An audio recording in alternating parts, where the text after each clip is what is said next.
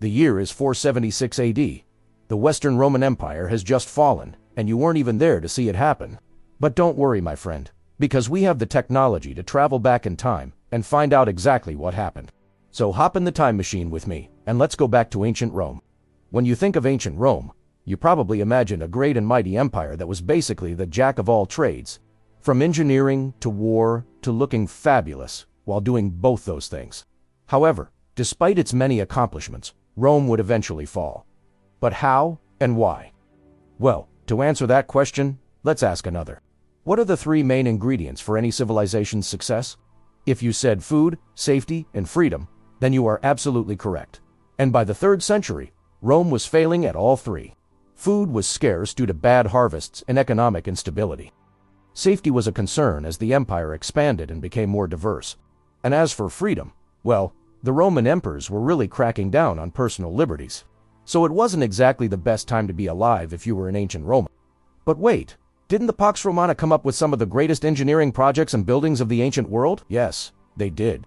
But you have to remember that, much like today, not all Romans were created equal. Sure, you had your aqueducts and roads and public latrines, but only the wealthy could afford to live near them.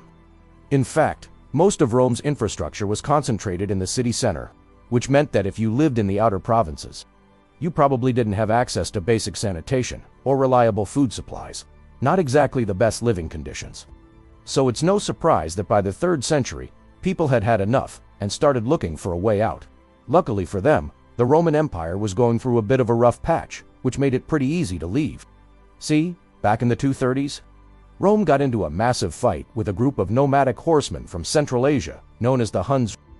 Now, spoiler alert, this conflict would eventually lead to the total destruction of the Western Roman Empire.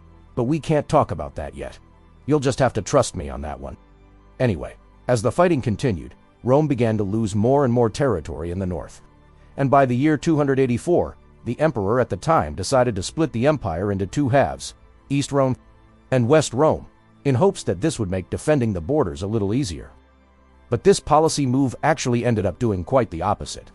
Because although the empire was now split, the emperors of each region still saw themselves as the one true ruler of all of Rome. This led to a lot of infighting and instability, which gave the Huns the perfect opportunity to strike.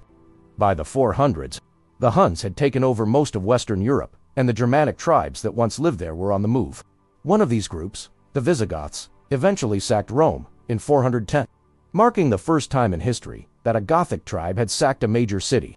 But the damage done to Rome wasn't just physical. By this point, the empire's reputation as a great and mighty power was in sharp decline. After the sack of Rome, the Visigoths actually tried to team up with Rome to fight the Huns. But by 476, the emperor had lost the support of his own army, and the empire was on the verge of collapse. On September 4th, 76 AD, the Germanic general Odoacer deposed Romulus Augustus, the last Western Roman emperor, and sent him into exile. Although East Rome would continue on for another 1,000 years, this event is generally considered to be the fall of the Western Roman Empire. But Rome's legacy would live on in the ideas and innovations that the empire had developed over the centuries. So, although ancient Rome might be gone, Rome wasn't really ever about the buildings anyway. So does anyone want to hear about the Byzantine Empire? Because I sure as hell do. They will certainly be in future episodes. Make sure you like, comment, and follow.